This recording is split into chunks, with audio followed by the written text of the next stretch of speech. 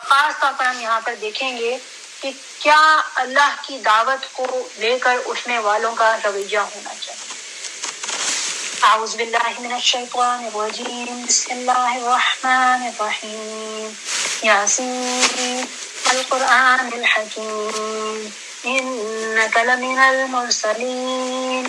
یاسین قسم ہے قرآن حکیم کی کہ تم یقیناً رسولوں میں سے ہو، سیدھے راستے پر ہو، اور یہ قرآن غالب اور حکیم رحیم ہستی کا نازل کرتا ہے تاکہ تم خبردار کرو ایک ایسی قوم کو جس کے باپ دادا خبردار نہ کیے گئے تھے اور اس وجہ سے وہ غفلت میں پڑے ہوئے ہیں۔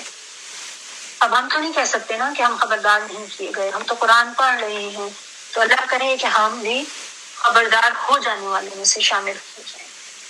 ان میں سے اکثر لوگ فیصلہ عذاب کے مستحق ہو چکے ہیں، اسی لیے وہ ایمان نہیں لاتے۔ ہم نے ان کی گردنوں میں توق ڈال دیے ہیں جن سے وہ تھوڑیوں تک جکڑے گئے ہیں، اس لیے وہ سر اٹھائے کھڑے ہیں۔ ہم نے ایک دیوار ان کے آگے کھڑی کر دی ہے اور ایک دیوار ان کے پیچھے، ہم نے انہیں ڈھانک دیا ہے، اب انہیں کچھ نہیں سوچتا۔ ان کے لیے یکساں ہے، تم انہیں خبردار کرو یا نہ کرو، یہ نہ مانو۔ تم تو اسی شخص کو خبردار کر سکتے ہو جو نصیحت کی پیروی کرے اور بے دیکھے خدائے رحمان سے ڈرے، اسے مغفرت اور اجر کریم کی بشارت دے۔ سبحان اللہ۔ اب دیکھیں کہ کیا ہوتا ہے ہم لوگوں کے ساتھ نا، جب ہم لوگ اپنی زندگی میں روزمرہ روٹین میں ہم کیا کر رہے ہوتے ہیں۔ کبھی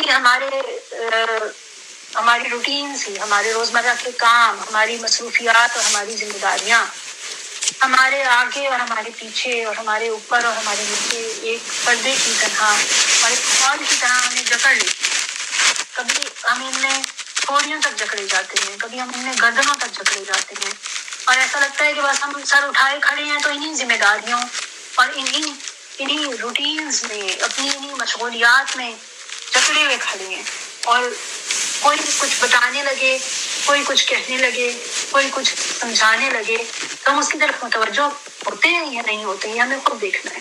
اپنے رویے کو آج ہم اس پہ ذرا دیکھیں، اور اگر ہم کمی نہ کریں تو اللہ تعالیٰ یہاں پہ کمی کو دور کرنے کا بھی پورا وہ ٹپس بتا رہے ہیں کہ نصیحت سے کون اس کو خبردار ہو جائے گا، جو نصیحت کی پیروی کرنے والا ہوگا، جو سننے والا ہوگا، جو اسے بتایا جا رہا ہوگا، جو اس کے سامنے ہوگا وہ اس سے نصیحت لینے والا اور اس کے اوپر عمل کرنے والا، اپنے عمل کو بدلنے والا، اپنے اندر انقلاب لانے والا، اپنے آپ کو چینج کرنے والا ہوگا، اور جو اللہ رحمان اور رحیم سے بغیر دیکھے اس کے ڈرے۔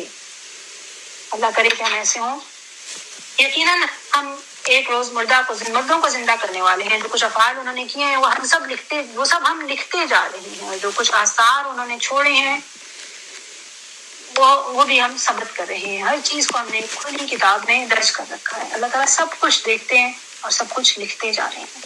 اب یہاں سے وہ مثال شروع ہو رہی ہے جس کو ہم انشاءاللہ آج پڑھتے ہیں، کل مکمل کریں گے، لیکن یہاں پر ہم وہ دیکھیں گے کہ اللہ کی دعوت پر لبیک کہنے والے اور اس کو نافذ کرنے والے، اس کو لے کر اٹھنے والے، اس کو عمل کرنے والے کیسے ہوتے ہیں۔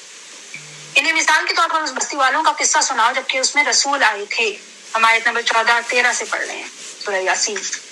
ہم نے ان کی طرف 2 رسول بھیجے اور انہوں نے دونوں کو جھٹلا دیا، پھر ہم نے تیسرا مدد کے لیے بھیجا اور ان سب نے کہا ہم تمہاری طرف رسول کی حیثیت سے بھیجے گئے ہیں۔ بستی والوں نے کہا تم کچھ نہیں ہو مگر ہم جیسے چند انسان، اور خدا رحمان نے ہرگز کوئی چیز نازل نہیں کی ہے، تم محض جھوٹ بولتے ہو۔ اس کا رسولوں نے کہا ہمارا رب جانتا ہے ہم ضرور تمہاری طرف رسول بنا کر بھیجے گئے ہیں، اور ہم پر صاف صاف پیغام پہنچا دینے کے سوا کوئی ذمہ داری نہیں ہے۔ بستی والے کہنے لگے تو ہم تو تمہیں اپنے لیے فال بد سمجھتے ہیں، اگر تم بعد نہ آئے تو ہم تم کو سنسار کر دیں گے اور ہم سے تم بڑی دردناک سزا پاؤ گے۔ رسولوں نے جواب دیا تمہاری فال بد تو تمہاری اپنے ساتھ لگی ہوئی ہے، یہ باتیں تم اس لیے کرتے ہو کہ تمہیں نصیحت کی گئی ہے، اصل بات یہ ہے کہ تم اپنے حد سے گزرنے والے لوگ ہو۔ اتنے میں شہر کے دور دراز گوشے سے ایک شخص دوڑتا ہوا آیا اور بولا اے میری قوم کے لوگوں، رسولوں کی پیروی اختیار کر لو، پیروی کرو ان لوگوں کی جو تم سے کوئی اجر نہیں چاہتے اور ٹھیک راستے پر ہیں۔ الحمدللہ ہم نے پارہ 22 مکمل کیا، انشاءاللہ ہم اس قصے کو کل مکمل کریں گے اور پھر ہم دیکھیں گے کہ اللہ تعالیٰ ہمیں یہاں پہ کیا سکھا رہے ہیں۔ جو چیز ہمیں ابھی تک اس سورہ یاسین میں ملی ہے اور جس سے ہمیں غور کرنا ہے آج کے دن میں، وہ یہ ہے کہ انسان کے لیے بہترین یہ ہے کہ انسان اپنے آپ کے اوپر غور کرے۔ انسان کیا کرے؟ انسان یہ کرے کہ انسان یہ دیکھے کہ میں کیا کر سکتا ہوں اور کیا نہیں کر سکتا ہوں۔ انسان یہ کرے کہ انسان اپنے کنٹرول میں جو چیز ہے، میرے اپنے قابو میں، یا یوں کہہ لیں کہ میرے بس میں جو کچھ ہے، میں اس کو کم از کم جاننے والی ہوں، اور جو کچھ میرے کنٹرول میں نہیں ہے، جو کچھ میرے بس میں نہیں ہے، اس کو بھی میں جاننے والی ہوں. اور پھر میں یہ دیکھنے والی ہوں کہ کیا چیزیں ہیں جن کو میں کنٹرول کر سکتی ہوں، اور کیا چیزیں ہیں جن کو میں کنٹرول نہیں کر سکتی ہوں. آپ کے سامنے یہ ایک چھوٹی سی تصویر ہے، اس کو آپ دیکھیے کہ اس طرح سے 3 دائرے بنانے ہیں. آج کا یہ عملی نقطہ ہے انشاءاللہ. ایک بیچ والا دائرہ ہے جس میں ہے کہ things in my control، جو چیزیں میرے قابو میں ہیں، میرے بس میں ہیں، میں وہ لکھوں. پھر اس سے ایک باہر کا دائرہ بنائیں اور اس میں وہ چیزیں لکھیں جس کو کہ میرے کنٹرول میں نہیں ہے یہ چیزیں، ہاں میں ان پہ اثر ڈال سکتی ہوں، جیسے میری اولاد ہے، یا میرا اپنے گھر کا ماحول ہے، یا میرے خاندان کے لوگ ہیں، یا میرا معاشرہ ہے. اور پھر اس سے باہر کا ایک دائرہ ہم بنائیں اور اس میں وہ لکھیں وہ چیزیں جو کہ ہمارے کنٹرول میں، ہمارے بس میں، ہمارے قابو میں ہرگز نہیں ہیں. اب ہمارا کرنے کا کام یہ ہے کہ ہم دیکھیں کہ جو چیزیں میرے بس میں ہیں ان میں میرا رویہ کیا ہے، اور جو چیزیں میرے اثر میں ہیں ان پر میرا رویہ کیا ہے. اور پھر جو تیسرا دائرہ ہے باہر کا، جس میں جو وہ چیزیں ہیں جو میرے کنٹرول میں نہیں ہے، اس پہ میں نے یہ دیکھنا ہے کہ وہ میری زندگی سے کتنا اثر ڈالتی. اور ان سب چیزوں کو جب ہم دیکھیں گے اور ان چیزوں کو ہم انالائز کریں گے، جسے کہنا چاہیے تجزیہ کریں ہم ان چیزوں کو. یہ ایک ایسا عملی نقطہ ہے جو انشاءاللہ اگر آج ہم کریں گے تو ہمیں سمجھ میں آئے گا کہ اللہ تعالیٰ ہمیں جو نشانیاں دکھا رہے ہیں، جو اس قرآن کے 22 پاروں میں آج تک ہم نے جانا ہے، سیکھا ہے، اس میں ہمارا عمل کیا ہونا چاہیے. ہمارا آج کے دور حاضر کا سمجھیے کہ چیلنج ہے یہ، یا یہ اپنے ذات کا آپ سمجھ لیے کہ میرے لیے یہ چیلنج ہے کہ جنت کا حصول میرے سامنے نہیں رہتا ہے، یہ مقصد میرے سامنے نہیں رہتا ہے. ورنہ یہ جو دائرے ہیں جن میں کہیں پہ میرا کنٹرول ہے، کہیں پہ نہیں ہے، کہیں پہ میرا انفلوئنس ہے، اور کوئی چیز بالکل میرے بس سے باہر، جسے کہہ دیتے ہیں ہم کہ وہ تو میرے بالکل بس سے باہر ہے.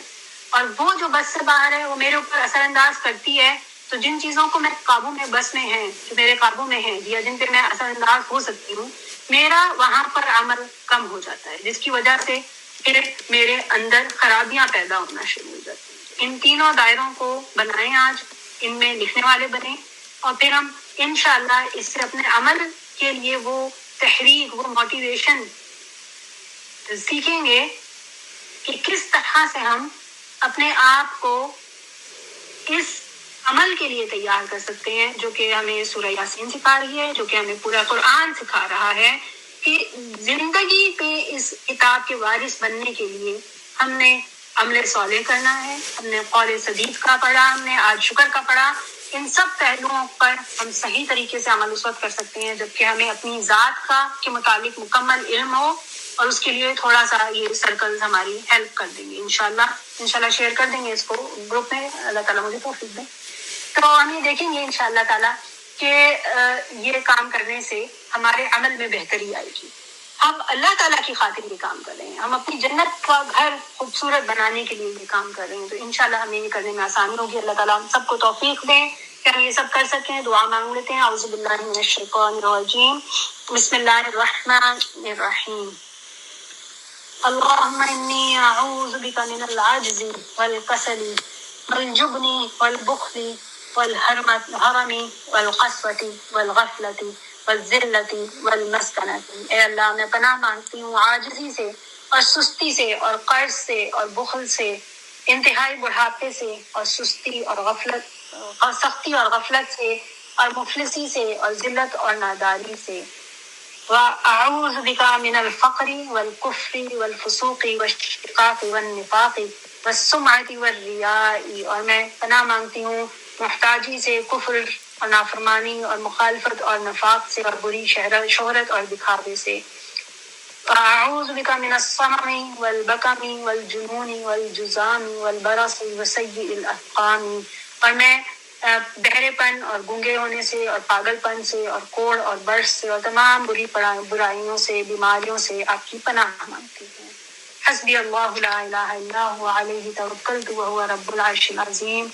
سبحانك اللهم وبحمدك نشهد أن لا إله إلا أنت نستغفرك ونتوب إليك. ربنا تقبل منا إنك أنت السميع العليم وتب علينا إنك أنت التواب الرحيم.